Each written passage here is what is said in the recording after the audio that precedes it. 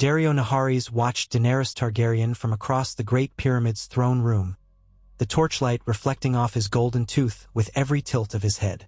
He had once thought this would be the moment he had always dreamed of, to stand at the side of a woman who commanded armies, conquered cities, and, most importantly, possessed dragons.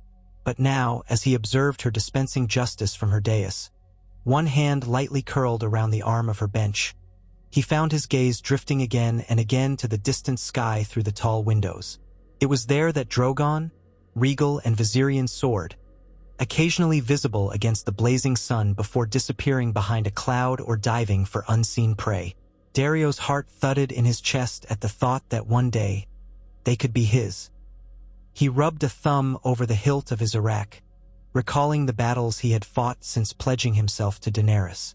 In those days, he had believed her to be the only path to greatness. She was a vision of power and promise, her youth belying her firm hand and fierce determination. She had conquered Astapor, liberated Yunkai, and taken Meereen by storm. She had defied warlords, crushed slavers, and withstood assassins and betrayals. Yet despite her fearsome achievements, the city seethed under her rule. The sons of the Harpy lurked in every shadow, slave masters across the region schemed to reclaim their privileges, and Daenerys struggled daily with the demands of governance. What good was a queen with so many enemies at her gates? Daario's loyalty to her had been genuine once. He had killed his fellow captains in the Stormcrows to offer her his fealty. He had proven his devotion in the bedchamber as well as on the battlefield. But as the moons passed, he began to feel the restless burn of ambition. Meereen was a city at war with itself. Daenerys was queen, but her power was incomplete without the full might of her dragons. And Daenerys, for all her vision, seemed hesitant. She longed for Westeros yet lingered here, pleading with diplomats, striving to please freedmen and masters alike, entangled in the intricacies of politics. In the meantime, her dragons grew large. Their fiery breath and ironclad scales shone with the potential for endless conquest. Daario saw in them the chance to ascend beyond mercenary captain or even queen's consort. If he could find a way to command such creatures, then no city, no kingdom, even Westeros, would be beyond his grasp. He wondered if the thought had crossed her mind. In Daenerys's eyes, the dragons were her children, her legacy. She could scarcely control them herself, especially Drogon, the largest and most fearsome. But Daario had watched her attempt to chain Regal and Viserion in the catacombs beneath the Great Pyramid. He had seen the heartbreak in her face when she took that step to protect her people. He had also seen the raw power of those beasts, even shackled, and the cost of letting them run wild. All this time, the city roiled in unease. The sons of the Harpy orchestrated murders in the streets. The ex-slaves looked to Daenerys as their mother and savior. And the wealthy families that she had not exiled, destroyed, or cowed plotted quietly, seeking any way to reinstate their old privilege. Daario turned his face away from Daenerys for a moment, pretending to watch the kneeling petitioners who came forward to plead their cases. In truth, his thoughts lingered on his next steps. He was not a politician, nor did he fancy himself one. He was, at his core, a sellsword, a clever, resourceful sellsword, and he knew how to navigate the precarious alliances of a city in turmoil. By day, he wore the mask of Daenerys's loyal commander, leading the Second Sons to maintain order in the streets. By night, he slipped through alleyways to hold secret parleys. The sons of the Harpy were elusive, but there were other powerful figures in Meereen's underbelly who craved a shift in power. They had no love for the Targaryen queen. They might be persuaded to turn a blind eye to any scheme that removed her from her seat of rule, provided they benefited. Daario would give them that benefit and more. He would let them have the city, if only he kept the dragons. That was the hardest part of his plan, for Daario was not a fool. The dragons belonged to Daenerys in more than just name. They heeded her calls, roared at her displeasure, and soared at her delight. Her blood of the dragon made her something more than an ordinary mortal. But Daario was no ordinary sellsword. If he did not share her ancient bloodline, he believed in his own prowess, in his cunning. If men had once tamed dragons with whips, horns, and magic, then he would find a way too. He let this ambition fill him like strong wine. He looked at Daenerys' silver-blonde hair and thought of it as an opulent tapestry behind which a great prize lay hidden. When the petitioners had been heard and the last supplicant left the chamber, Daenerys finally lifted her gaze to Daario. She beckoned him closer. He approached with his usual swagger, arms held loose, blade resting comfortably at his hip. He offered the faint hint of a bow, as he knew she liked, but not too deferential. She relished his playful insolence, and he had long used that to ingratiate himself to her. She smiled a small, tired smile. "Join me," she said softly, gesturing to the doors behind the throne room. Daario inclined his head and followed her. The pair made their way to a private balcony that overlooked the city. The heat of the day had pressed itself into the stone walls, and the breeze was only somewhat cooling. Still, it was quieter here. Daenerys leaned on the parapet, peering down at the streets where lights began to flicker in the gathering twilight. "It's been a hard day," she murmured, more to herself than to him. "The sons of the Harpy grow bolder. There was another murder in the market, a freedman butcher. His family found him at dawn." Daario set a comforting hand on her shoulder. "My men and I will find these cowards. They can't hide from the Second Sons forever." A gentle sigh escaped Daenerys' lips. "I know. Yet every time we root one faction out, another springs up like weeds in a garden. Sometimes I wonder if the city itself will ever accept my rule. They hate me because I broke their chains. That's the twisted truth of it." Daario did not disagree. He pretended sympathy, stepping nearer to her, slipping an arm around her waist. She leaned against him, exhaling, letting herself rest for a moment in his warmth. Once, this closeness had meant everything to him. Now, he mostly noted how her hair smelled of exotic oils and how her posture conveyed exhaustion. She was wearing down, but she was still the queen. She had her Unsullied, her Second Sons, her advisors, and she had her dragons. And if Daario allowed himself a twinge of regret or guilt at the plan forming in his mind, he quickly smothered it. The strong survive and seize power, he reminded himself. That was all there was. At last, Daenerys stepped away, her mood shifting. "Are you truly happy, Daario? Fighting for me in this city? You were once the boldest sellsword I ever encountered. But sometimes I wonder if I've clipped your wings by holding you here." Daario gave her one of his easy smiles. "I have never desired to be anywhere else, Your Grace." She caught his gaze at the formal title. Usually, he reserved it for public appearances. "Tell me the truth," she said, more intensely. "If I lead my armies to Westeros, would you follow me across the sea? Would you leave Meereen behind?" Daario paused, forcing a thoughtful expression. "I would go wherever you command, but I have no love for or loyalty to Westeros. I serve you." He traced a light finger along her jaw. "As for Meereen, if it is your city, it is my city." She offered him a wan smile, acceptance tempered with the burdens of rule, and for a moment her spirit seemed lighter. Then footsteps sounded behind them. Missandei appeared, her face solemn. "Your Grace, you are needed in the audience chamber again. A dispute among the freedmen has escalated, and your presence is requested at once." Daenerys nodded. "I will come." "Daario," she said, turning to him as she left, "join me later if you will. I may have need of your counsel." He bowed his head with a roguish smirk. "Of course, Your Grace." When she vanished down the corridor with Missandei, Daario let the smirk fade. Alone on the balcony, he gazed at the city, where darkness was descending. Meereen glowed with lanterns and torches, a shifting tapestry of orange and red light. He could almost sense the tension, the resentments simmering beneath the surface. He considered his next move. Then, quietly, he left the Great Pyramid. He needed to meet with certain people who, like him, wished for a change in Meereen's balance of power. He descended into the winding streets of the city, the darkness broken by random pools of light from torches bracketed on walls or carried by passing citizens. Meereen, after nightfall, had become a dangerous place. Soldiers patrolled, but the sons of the Harpy slipped through shadows in their golden masks. Freedmen ventured out only in groups, nervous about abductions or murders. Merchants bolted their doors. In a small courtyard near a disused tannery, Daario came to an unobtrusive well. He placed a palm against the rough stone and paused, glancing around for watchers. Seeing none, he tapped 3 times on the side of the well, his fingers making a faint echo. Moments later, a figure emerged from the alley, wrapped in a cloak.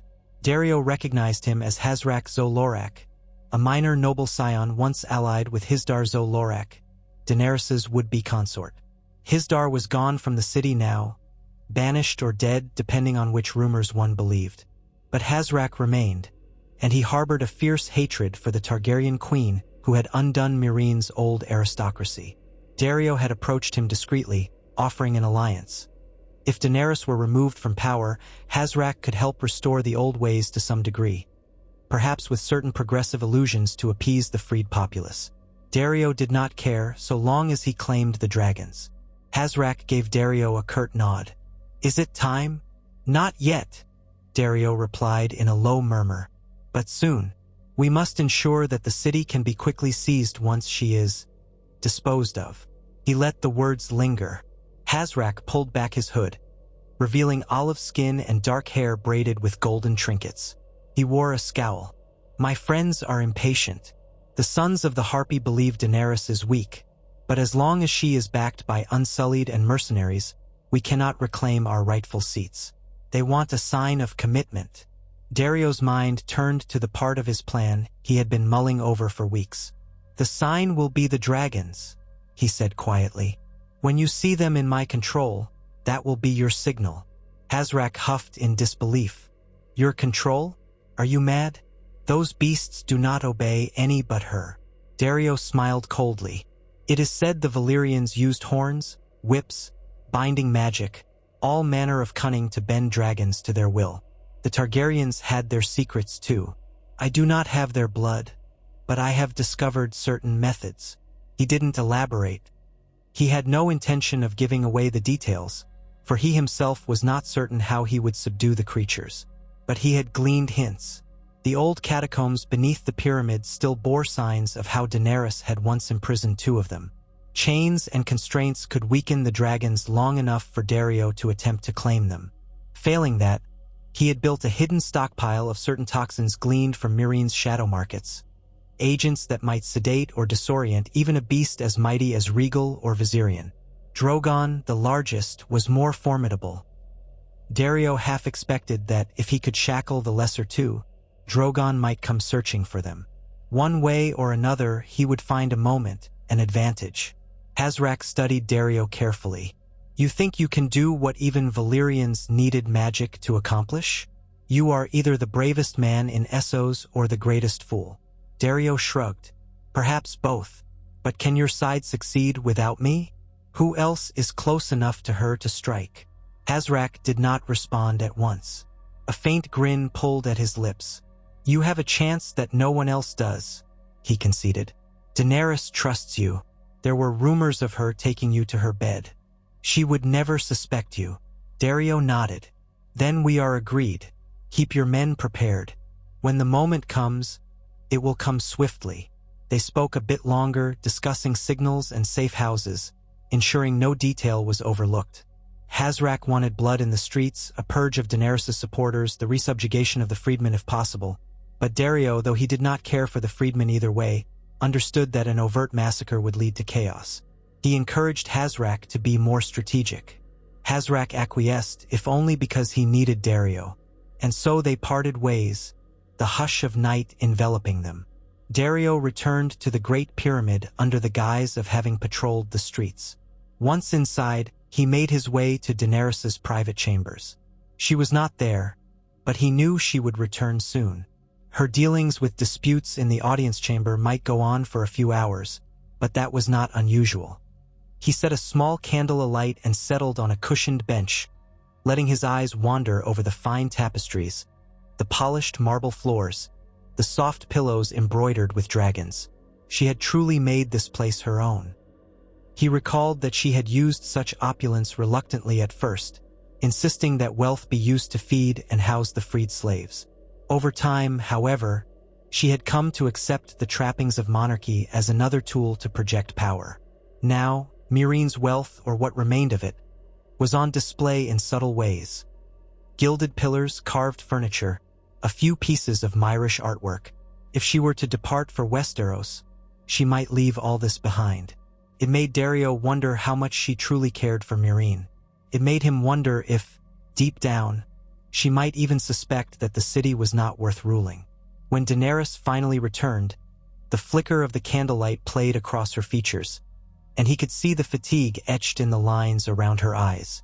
He rose to greet her. She managed a small smile, then leaned into him, letting him guide her to the bed. Sometimes they lay together. Sometimes they spoke about the day's troubles. Sometimes they simply sat in silence. Tonight, she let him unfasten her sandals, remove the heavier jewelry from her arms. She sighed, letting her eyes flutter closed. "Sometimes I envy you," she said, voice soft. "Your path has always been clear. You fight, you kill, you serve your own code. Meanwhile, I have to be queen, mother, judge, and savior all in one." Daario's hand lingered over hers. "Your burdens will lighten once we leave for Westeros," he said, though he lied. He knew her burdens might only grow. "Until then, trust me to help you. Rely on my blade." He considered his words carefully, searching for her reaction. "And consider your dragons. Let them remind your enemies who you are." She exhaled. "The dragons. They are both a blessing and a curse. Drogon comes and goes as he pleases. Rhaegal and Viserion have grown resentful of their chains. I can sense it when I visit them. I cannot keep them locked up forever, but I cannot unleash them on the city either. My children, my poor children. When they were small, they were miracles in my arms. Now they are powerful, dangerous. I want them free, but how do I keep the people safe?" Daario studied her face in the dim light. He felt something akin to pity stir inside him. She was genuine in her love for those beasts, as genuine as she was in her desire to help the people she freed. But pity was overshadowed by his ambition. He pressed a gentle kiss to her brow. "Perhaps there is a way to let them out under controlled circumstances," he suggested. "If the city saw them, saw you perched upon Drogon's back with Rhaegal and Viserion on either flank, perhaps they would not dare to rise against you." She drew back slightly, uncertain. "An intimidating display," she acknowledged. "But you know how unpredictable dragons can be. What if they turn on the crowd? What if they burn the streets?" Daario's thumb caressed the side of her cheek. "I would be at your side. The Unsullied would cordon off the streets, and you would demonstrate the proper respect for your power. It might be worth considering." Daenerys's violet eyes shone with reflection. "I will think on it." Then she sighed, letting the conversation drift. The two of them talked idly about smaller matters of the city. Eventually, Daenerys retired to her bed, and Daario slipped away into the night once she had fallen asleep, as he sometimes did. She never questioned him too much. She believed he was restless, or that he patrolled the city for her sake. She might have suspected him of other lovers, but her hold on him was not the jealous type. Little did she know that he was meeting with potential co-conspirators, or practicing means to subdue beasts far beyond the ken of normal men. In the days that followed, Daario laid the groundwork for betrayal. He arranged for the forging of thick iron manacles, large enough for a dragon's neck or leg, with hidden locking mechanisms that could be chained to certain pillars in the catacombs. He had no illusions that these alone would suffice to control the dragons, but they could hold a weakened or dazed creature, if he managed to drug them or catch them at a vulnerable moment. He paid off a handful of black market alchemists to refine a potent concoction that, when burned or inhaled by the beasts, might lull them into torpor. He had to be careful. Too much could kill a dragon, and a dead dragon was worthless to him. The alchemists were uncertain. Who could truly know the effect of such substances on creatures born of magic? But Daario insisted on their best efforts. He tested lesser doses on dogs and goats, noting how they staggered, how their eyes glazed. It was a risk, but all great gambles were.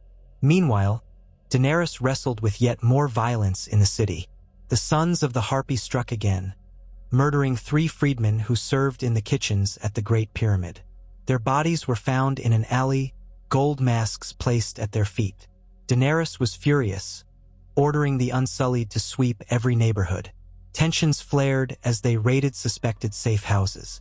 Freedmen demanded public trials of any captured Harpy members. The old families grumbled and whispered of unrest. Through all this, Daario pretended loyalty, advising caution while secretly relaying certain leads to Hazrak and his network, ensuring that the truly vital conspirators were never caught. An unexpected obstacle arose one hot afternoon.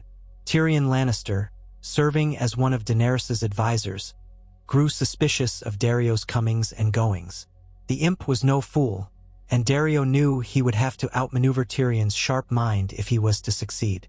Tyrion had noticed Daario was taking unscheduled leaves from the Great Pyramid, leaving late at night, returning before dawn. Though Daario offered explanations, gathering intelligence, meeting with informants, Tyrion remained unconvinced. He shadowed Daario one evening, only to find him in a wine sink. Daario, anticipating the possibility, had arranged a convincing cover. He was seen gambling with a few of his old cell's word acquaintances, exchanging ribald jokes, drinking heavily. Tyrion confronted him there, half amused, half suspicious. "I expected you to be wrestling assassins in the shadows, not dice and half-naked dancing girls," Tyrion quipped, sidling up to Daario at a dingy table. "Should I inform the queen you're frittering away her coin?" Daario, who had planted the entire scene, merely grinned and patted Tyrion on the shoulder. "I'm off duty, imp. Even a queen's man needs a little respite. The streets are calm tonight." Tyrion's sharp gaze flicked to the other men around the table, who laughed and cajoled Daario to keep playing. Yet something in Tyrion's expression said that he was not fully convinced. Daario endured the dwarf's presence, made sure to lose a few coins to underscore his supposed indulgence, and parted ways with a flourish. Later, he doubled back to meet Hazrak in secret. But the encounter served as a reminder. Tyrion was watchful, and the rest of Daenerys' court might be as well. Still, Daario pressed on. He quietly cultivated tension between the Second Sons and the Unsullied. Whenever a patrol encountered trouble, he would arrange for a second son to be left unsupported by the Unsullied, or vice versa, sowing mistrust. He encouraged his men to drink and grumble, to complain that the Unsullied were joyless eunuchs who seemed more loyal to Grey Worm than to Daenerys. Meanwhile, he whispered to some Unsullied that the Second Sons were sellswords and thus untrustworthy. If they expected to hold Meereen, they should rely on their own discipline rather than on mercenaries who might turn for the right price. This friction would ensure that if a fight broke out at a critical moment, Daenerys' forces might not act in perfect unity. Days turned into weeks. Daenerys grew frustrated at her repeated inability to quell the sons of the Harpy. Tyrion proposed more cunning negotiations, but she had tried that path before and had been double-crossed. Grey Worm urged more brutal crackdowns, but that risked turning the populace further against her. Daario watched each of her dilemmas with a calculating eye, providing carefully measured suggestions that did little to solve her problems but kept her reliant on him. Several times, Daenerys brought up the possibility of letting the dragons fly in a show of strength. It was clear the idea both appealed to her and frightened her. At last, Daario seized upon the perfect opportunity. A rumor spread that a large meeting of Harpy sympathizers would take place on the outskirts of the city, near a derelict section of the walls. Daario knew this rumor was partially true. There would be a gathering, though mostly small players, carefully orchestrated to lure out Daenerys' main force. If the queen believed she could crush the Harpy movement in one fell swoop, she might commit most of her Unsullied to the operation. Daario presented the intelligence to Daenerys, who seized on it with guarded excitement. Tyrion was skeptical, but Daenerys was too desperate for a decisive blow to pass it up. Daario volunteered to lead the Second Sons in the assault, offering to let Grey Worm and the Unsullied spearhead the infiltration. They would capture or kill the conspirators, effectively ending the Harpy threat. Daenerys would remain in the city, where it was safer. On the night of the planned operation, The city was abuzz with tension. The Unsullied marched out under Grey Worm's command, thousands strong, to encircle the site. The Second Sons were to follow, but Daario had a different plan. After all, Hazrak and his allies were not actually gathering there in force. By the time the Unsullied realized the trap, it would be too late for them to rally back to the city. The trouble would be at Daenerys' doorstep. Daario just needed to ensure that the dragons would be vulnerable and that Daenerys would be isolated. He found the queen at the top of the Great Pyramid, standing in her throne room, bedecked in a simple gown of white linen. Her silver-blonde hair was braided back, a delicate chain of gold set across her brow. She looked weary and anxious. Tyrion stood at her side, along with Missandei and a small cadre of guards. Jorah Mormont was absent, exiled long ago. Ser Barristan was dead. Her circle of trusted allies had dwindled. Grey Worm was gone with the Unsullied. It was the perfect moment. Daario entered with a purposeful stride, bowing in greeting. Daenerys looked at him expectantly. "Is everything ready?" she asked. He nodded. "The Unsullied have set out. My Second Sons are taking position. We should strike at midnight. But there is one thing I would advise, Your Grace." Tyrion's eyes narrowed. "Another suggestion, Daario? Pray tell." Daario ignored the dwarf's tone. "We should make a statement. Let the city see that you, Daenerys Stormborn, do not cower in your pyramid. Summon Drogon. Fly over the city as we launch this operation. Let it be known that the Dragon Queen is watching from above. The Harpy cannot hide from your gaze." Tyrion, as expected, looked alarmed. "Is that wise? If the dragons are unleashed?" But Daenerys, somewhat emboldened, cut him off. "Drogon has come to me before. If it is but a brief flight over the city, it might serve as a warning." Daario pressed further. "Take Regal and Viserion as well. Release them from their chains. Let them join Drogon in the skies. They have been locked away too long, and if they see you flying, they will follow." He feigned concern for the city. "We can guide them over safe areas. Missandei can coordinate the freedmen to remain indoors. It will be a short flight, just enough to send fear into your enemies." Tyrion shook his head vigorously. "Your Grace, this is a risk we cannot afford. If those two break loose entirely..." Daenerys' gaze lingered on Tyrion, but a flicker of determination, even excitement, shone in her eyes. She glanced at Daario. "We won't let them break loose. Drogon obeys me. The others will follow me or follow him, or so I hope." "Very well, Daario. Let us proceed with caution." "Tyrion, have the city crier announced that all citizens should remain inside tonight, and ensure only minimal guards remain around the pyramid." "Minimal guards?" Tyrion echoed, alarmed. Daenerys nodded. "If we show too many soldiers near the dragons, it might agitate them. We must trust Drogon's bond with me." Daario gave her a reassuring smile, privately savoring his success in maneuvering Daenerys exactly where he wanted. Missandei, with a worried frown, left to see that her queen's orders were carried out. Tyrion followed, turning back to cast one last suspicious look at Daario. The Sellsword gazed back with a bland expression until Tyrion disappeared. Time seemed to accelerate after that. The city crier announced that all citizens were to remain indoors for their safety. The Unsullied were already out of the city, marching to subdue a phantom threat. The Second Sons, or most of them, had either slipped away or were waiting for the signal to turn on the remaining loyal guards. Daario positioned a handful of men he trusted near the catacombs beneath the pyramid. Hazrak's own men quietly entered the city through a neglected postern gate, bribing or killing any watchman in their path. They waited in the alleys, cloaked and masked, eager to strike. Meanwhile, Daenerys descended with Daario to the catacombs, where Regal and Viserion still lingered in partial confinement. She carried a torch, its light licking across the damp stone walls. The dragons sensed her presence, their deep-throated growls echoing as she approached. They had grown since she last attempted to keep them locked up. Their eyes gleamed in the torchlight, pupils contracting into narrow slits. The place reeked of sulfur and old, charred bones. Daenerys advanced calmly, speaking in soothing tones in High Valyrian. Rhaegal snapped at the air, sending a gust of hot breath that made the torch flicker. Viserion, less overtly aggressive, craned his neck toward her.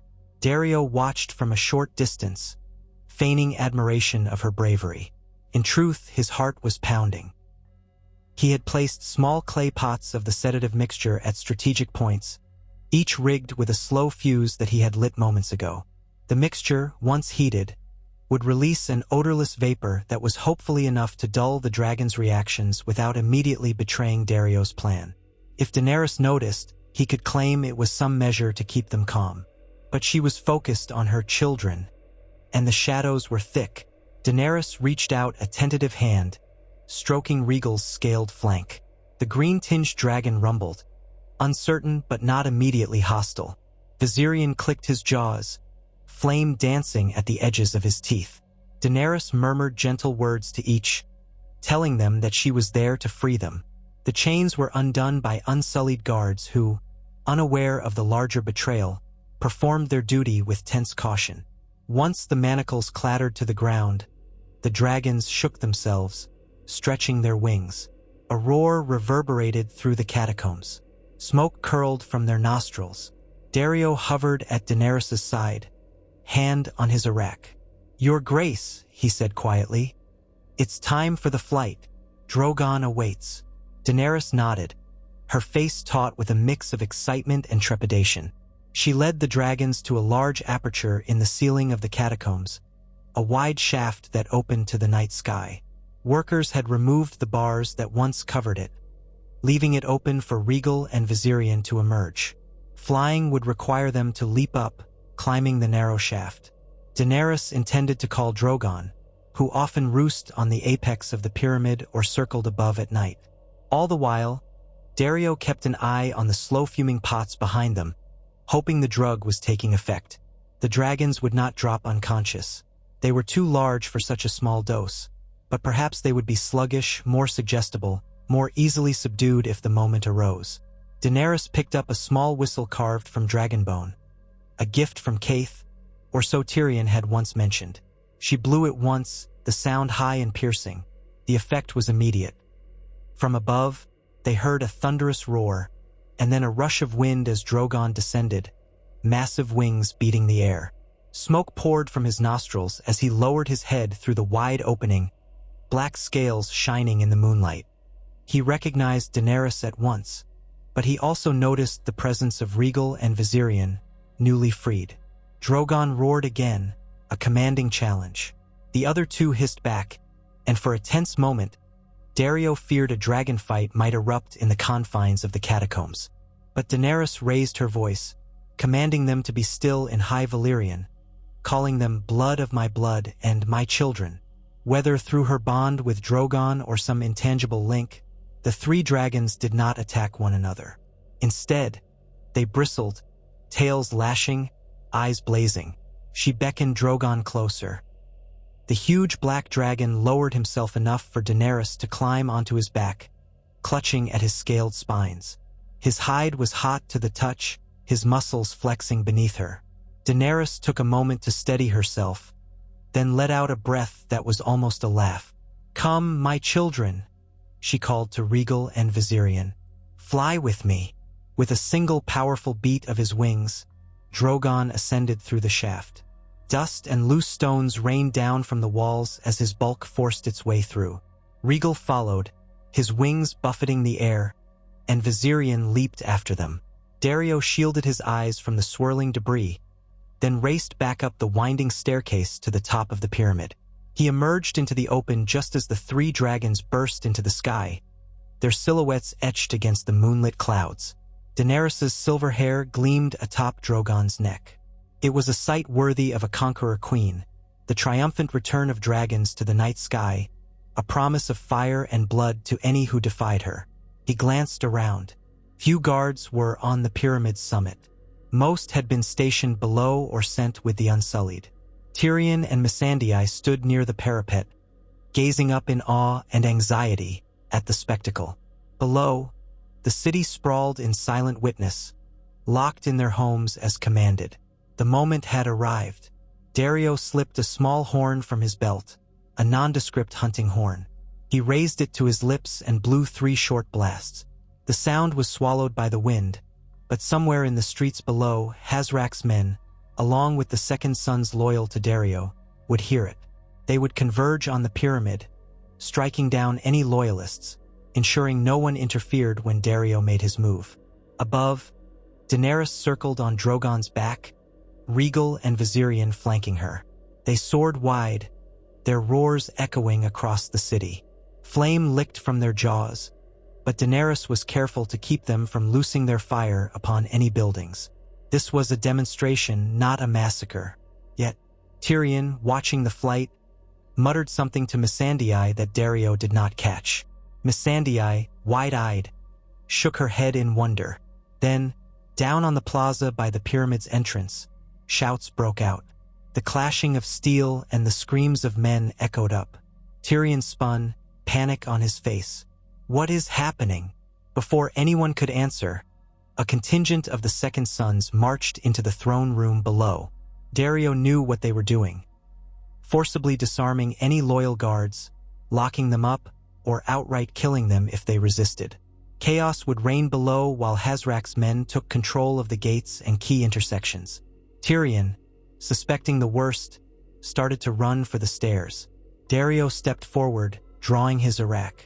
The dwarf froze, eyes darting between the curved blade and Daario's implacable expression. Missandei gasped, confusion giving way to realization. Daario, what are you? Tyrion managed, before Daario lunged at him. Tyrion jumped back, tripping over his own feet. Daario smashed the hilt of his blade into Tyrion's temple, knocking him unconscious. Missandei shrieked and turned to flee. Daario caught her by the arm, twisting it behind her back and pressing the cold steel of a dagger to her throat. She froze, tears of terror brimming in her eyes. Be still, Daario hissed. I need you alive for now. Missandei trembled but did not resist further. Daario dragged her to the parapet, looking up at the dragons. Daenerys had not yet noticed the commotion below. She and her children circled above the city, perhaps searching for any sign of a threat. He waited, heart-pounding. Even if the sedative in the catacombs had slightly dulled Regal and Viserion, Drogon remained the biggest concern. Yet Daario had prepared. He glanced to the corner of the rooftop, where another small brazier of the sedative mixture was slowly releasing its vapors. The plan was that once Daenerys landed, or at least came close, the dragons might inhale enough to slow their reactions. He heard more shouts and screams echoing from the pyramid's corridors. Footsteps pounded on the steps. Moments later, a cluster of second sons burst onto the rooftop. At their head was Jocko, a grizzled fighter with a scar splitting his left eyebrow. He bowed sharply to Daario. The pyramid is secure. A few of the Queen's men are barricaded in the lower halls, but they won't hold for long. Daario nodded, instructing them to fan out around the rooftop. If Daenerys tried to land, they would be ready to strike. He knew they could not possibly fight all 3 dragons if the creatures unleashed their fury, but the plan was not to engage them in open battle. They only needed to distract and ensnare them. Whether it would actually work remained to be seen. Missandei, pinned in Daario's grip, spoke through chattering teeth. You swore yourself to her. You said you loved her. Daario did not look at her. Love is but another form of desire, and desire can change. She grimaced, tears sliding down her cheeks, but she said no more. Daario wondered if she was praying for Daenerys to incinerate them all. High above, Daenerys guided Drogon into a low circle over the pyramid. Perhaps she saw Tyrion's collapsed form, or maybe she noticed the armed men on the rooftop. In any case, the Queen urged Drogon into a slow descent, her face contorted with confusion. Regal and Viserion flanked behind, hissing. She landed on the wide stone platform, Drogon's talons scraping the marble. Dust and grit swirled around them. Daenerys looked from Daario to the cluster of second sons. Her eyes fell on Missandei's tear-streaked face, the dagger at her throat. Daenerys's voice trembled with anger. Daario, Release her. What is the meaning of this? He offered a half-bow, though he kept his dagger pressed to Missandei's skin. Forgive me, your grace. I've decided to claim a destiny beyond being your sword and your lover. Daenerys' eyes narrowed in disbelief, then flared with rage. Drogon roared, rearing up on his hind legs. Fire glimmered in his throat. The second sons shifted nervously, some taking a step back. Even Daario felt a jolt of fear, but the swirling fumes from the brazier began to reach Drogon's nostrils. The massive black dragon inhaled, then shook his head in confusion. His tail swept across the rooftop, nearly toppling two of Daario's men. Rhaegal and Viserion landed behind him, equally unsettled. They hissed, jaws snapping, as if they sensed something amiss. Daenerys, perched on Drogon's back, took in the scene with mounting fury.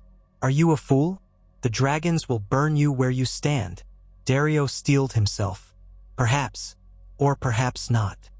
He signaled sharply to Jocko, who hurled a spear that had been dipped in the sedative mixture. The spear tip was wrapped in cloth soaked in the concoction. It flew wide, Drogon shifted, and the spear clattered harmlessly across the marble. Still, the cloth broke, releasing another burst of vapor.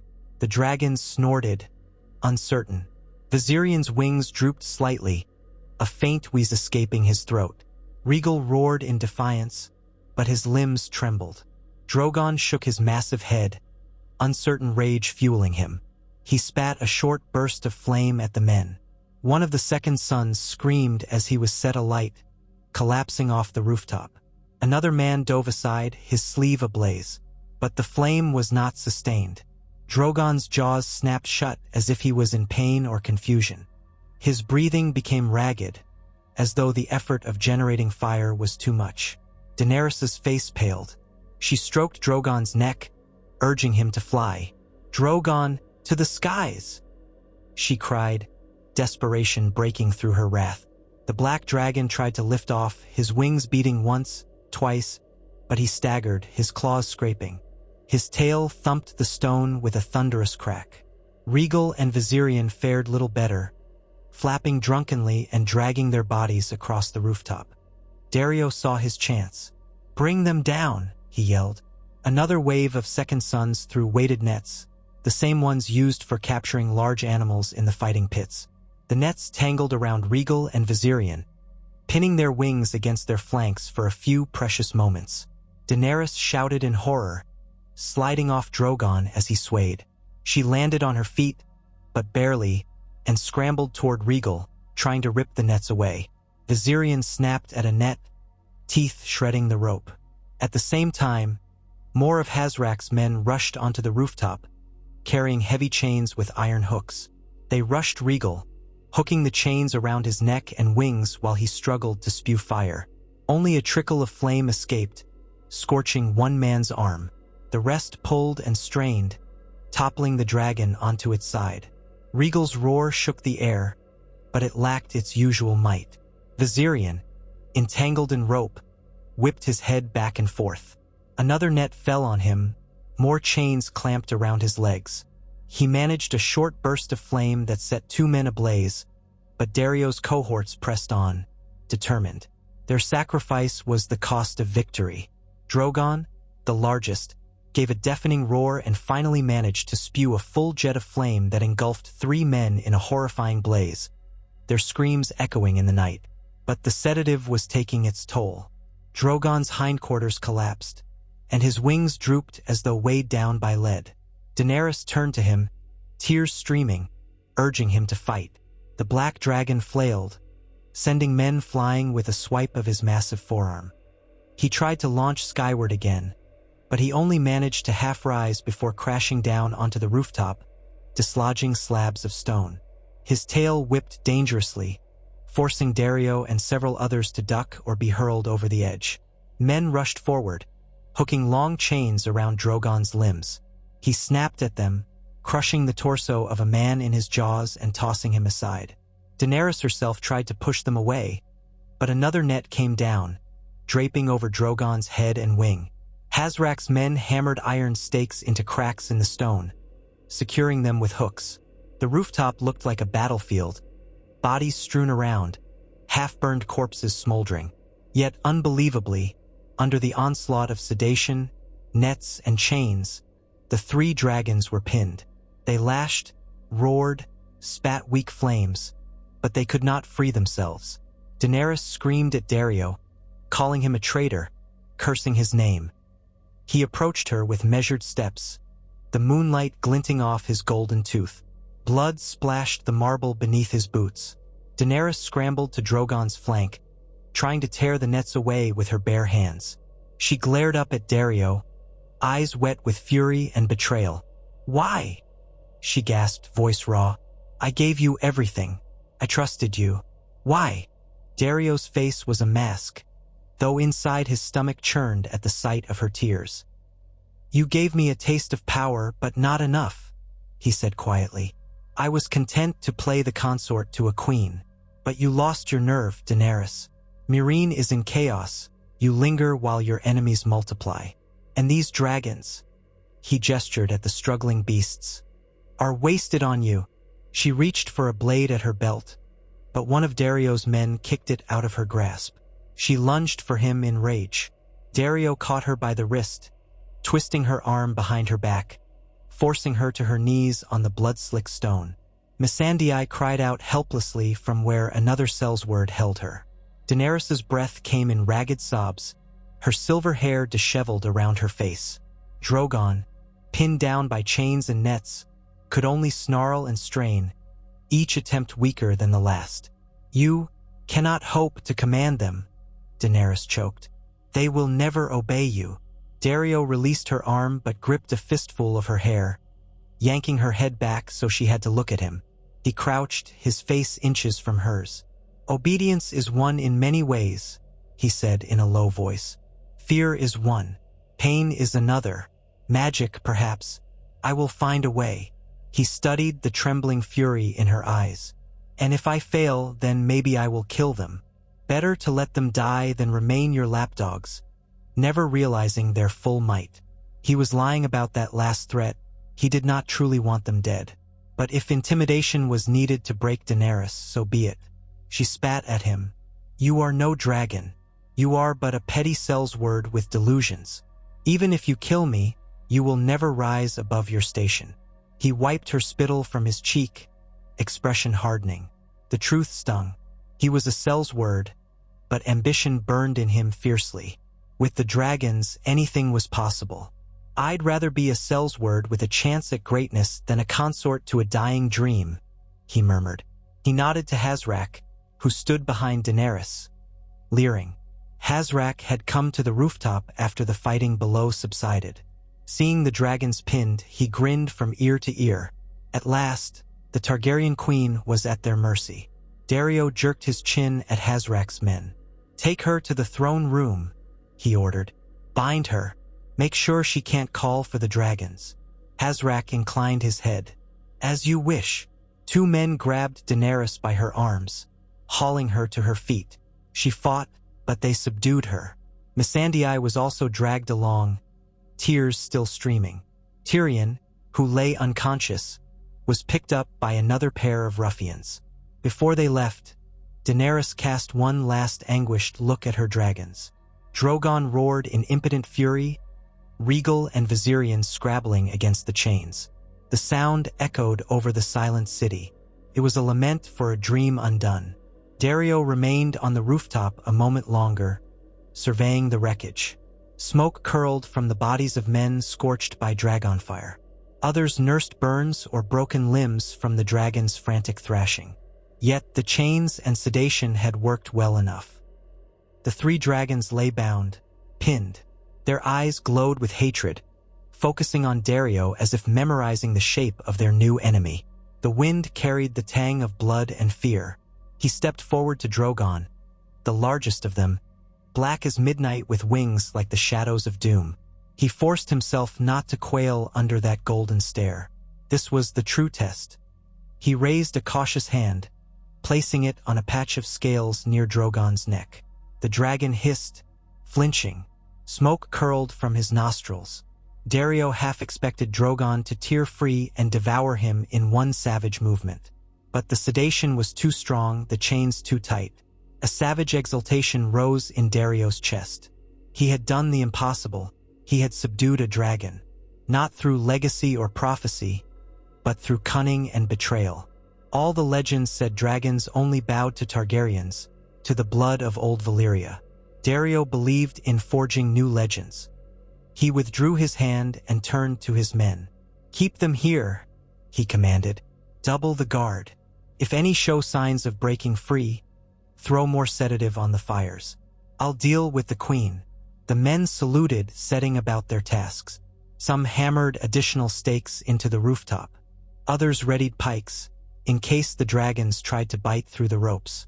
The ones who remained loyal to Daario had done so for gold, ambition, or fear. Now they had a different kind of fear to contend with, the wrath of three-caged dragons. But as long as Daario held Daenerys captive, he believed the beasts would not be able to do much. She was their mother, their rider, their queen. If she was in peril, perhaps they would fight even harder, or perhaps her captivity might keep them subdued. He would discover the truth soon enough. He descended to the throne room. Word had spread throughout the pyramid by now. Daenerys Targaryen was captured, betrayed. Some of the freedmen who served in the halls fled, while others tried to fight back and were struck down by the Second Sons or Hazrak's men. The air was thick with panic, the floor slick with blood in places. Torches flickered, casting wavering shadows on the walls. Hazrak stood near the dais, eyeing the high seat that once belonged to Daenerys with gleeful anticipation. A few other members of Meereen's old nobility had emerged from hiding, eager to see the new order established. Soldiers in battered helms lined the walls, arms at the ready. Daenerys knelt at the foot of the throne, her wrists bound behind her. Tyrion, still unconscious, was slumped nearby. Missandei stood beside the queen, her hands tied in front of her, forced to watch. Daario approached, ignoring the hush that fell over the room. He stepped up to Daenerys and cupped her chin, tilting her face upward. She glared at him with an intensity that burned hotter than Drogon's flames. "The city is ours," Hazrak proclaimed loudly, as if bestowing a gift upon Daario. "The sons of the Harpy, my friends, are securing the gates. The Unsullied, stranded outside, will find themselves locked out. We might let them return if they swear loyalty, or maybe we'll slaughter them to a man. After all, the old ways must be restored." Daenerys's voice, though raspy, cut through the air. "You will fail. The freedmen will rise against you.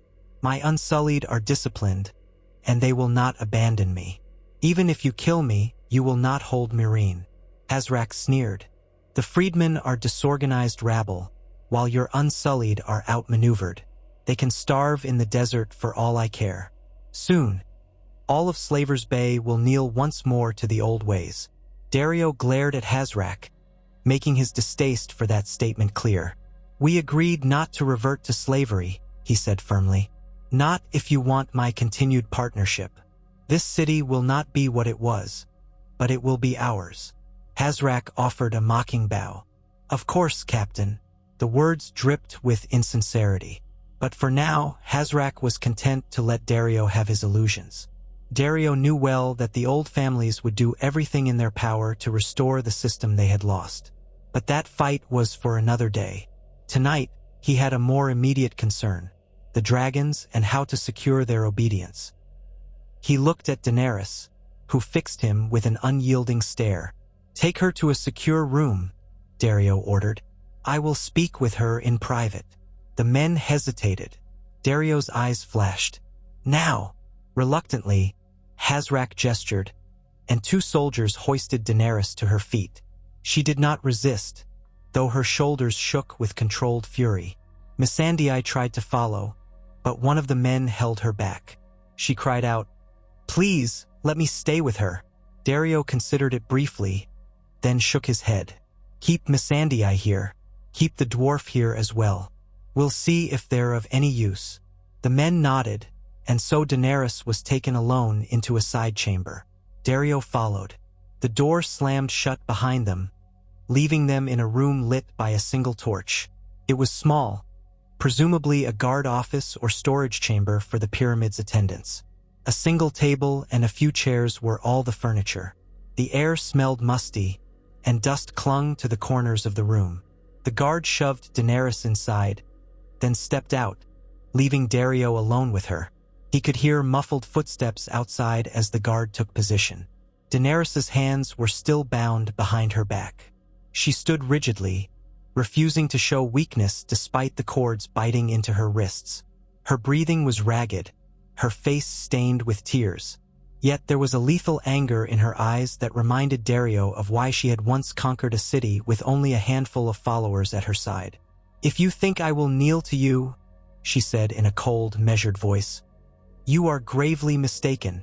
Daario shut the door and set his arak aside, leaving it within easy reach. He studied her in the torchlight, his expression unreadable.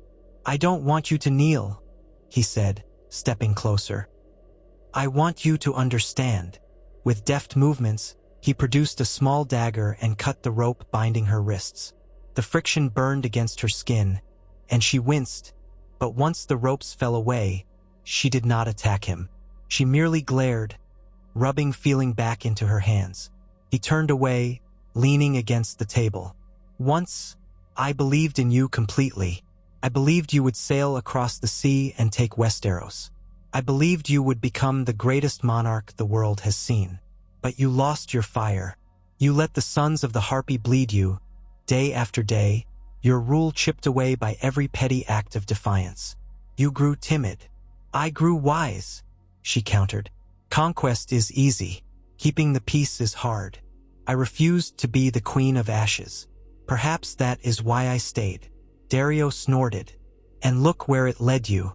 This city, ungrateful and full of vipers, was never worth your time. You tried to free a people who hardly know what to do with their freedom. They needed a firmer hand. They needed justice," she snapped. "You know nothing of what this city needed." A muscle in Daario's jaw twitched. He refused to debate ethics with her. "I know I can do better with your dragons than you ever did." She laughed bitterly, wincing at the dryness in her throat. "You? A dragon lord? The idea is laughable. They will burn you alive the moment they're free of those chains." Daario's lips tightened. "Unless you help me." She stared, her expression twisting between fury and astonishment. "Help you?" she repeated. "You are insane. I need your knowledge. You are the mother of dragons. You have a bond with them. I want you to show me how to ride them, how to command them. If you do, maybe we can rule together." She made a harsh sound of disbelief. "You kill my men, chain my children, and you think I'll take your hand in partnership? I would sooner die." Daario expected this defiance, but it still frustrated him.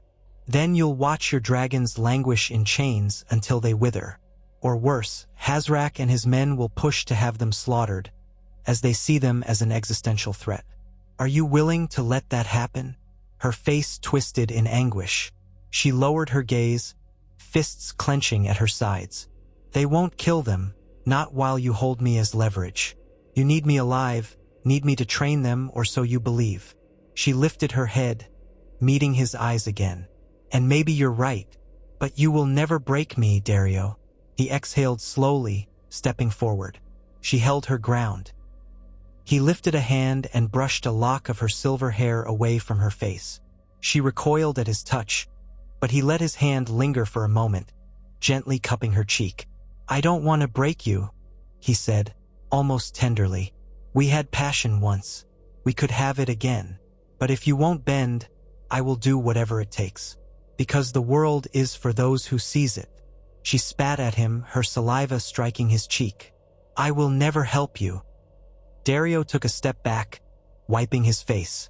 He studied her carefully, then nodded. "Then you'll remain a prisoner until you change your mind. And if you don't, well, there are other ways." He turned to the door, calling for the guard. The man entered, looking between the two of them nervously. "Take her to the Queen's chamber," Daario instructed. "Post 2 guards outside at all times. She's not to be harmed, unless she tries to escape." The guard nodded, beckoning Daenerys forward with the tip of his spear. She cast Daario one last look, her face contorted with hatred and sorrow, then let herself be led out. Daario remained in the room, exhaling as the door shut behind her. His hand trembled slightly. A part of him was sickened by what he had done, by the tears on her cheeks. But the larger part of him reminded himself of his ambition, the unstoppable hunger for more. He steeled his resolve. The city was effectively under his control, the dragons subdued. Daenerys was his captive. There was no going back now. He left the chamber and headed to the rooftop again, passing columns of armed men. Some he recognized as Hazrak's forces, others were his own second sons. They gave him wary, uncertain salutes. A hush had fallen over the pyramid, broken only by the occasional scream from those who still resisted or the moans of the wounded. Daario found the dragons as he had left them, pinned by multiple chains and nets. Drogon was the fiercest, having torn free from one net, but now pinned again by triple the weight. Regal and Viserion were panting, their eyes wild. The smell of blood and burnt flesh hung in the air. Several bodies lay nearby, men who had been unlucky enough to stray within reach of snapping jaws. Torches burned in braziers, feeding the dragons the sedative-laced smoke. Daario approached cautiously. Even subdued, Drogon let out a warning roar. The black dragon's mouth opened, revealing rows of dagger-sized teeth. Daario met Drogon's gaze, trying to project confidence. "Soon," he murmured, as if speaking to the beast. "You will serve me. The world will tremble at our approach." Drogon's only response was a deep, shuddering growl. Daario reached out to place a hand against the dragon's scaled cheek. Drogon snapped, nearly taking off Daario's fingers. Daario jerked his hand back. Perhaps it was too soon for that gesture. No matter, he had time. He scanned the horizon and saw the dawn approaching. A faint light painted the sky. The city below remained eerily quiet.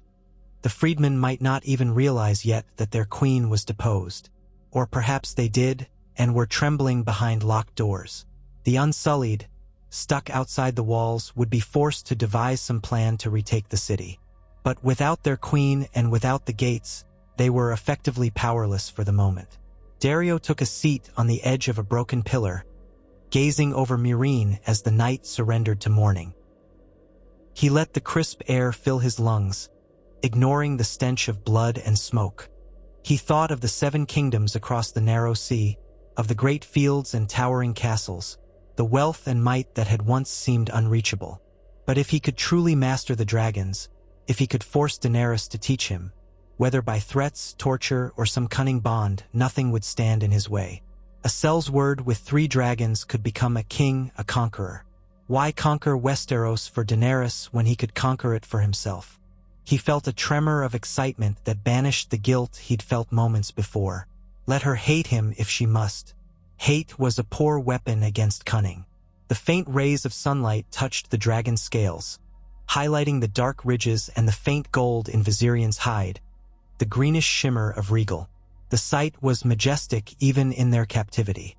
Daario allowed himself a small smile. It was a dangerous game, but the greatest rewards demanded the greatest risks. With a final glance at the bound dragons, he rose and made his way to the steps leading down to the throne room. There was a city to subjugate, an empire to plan, and a queen to bend to his will. Behind him, as the morning sun climbed higher, the dragons strained against their chains with renewed vigor. Their roars echoed over Meereen, a promise of wrath to come. And far below, in a lavish room turned prison, Daenerys Targaryen stared at the dawn through a narrow window, tears drying on her cheeks, fury in her heart, pondering how to destroy the man she once trusted, and how to save her children from his grasp.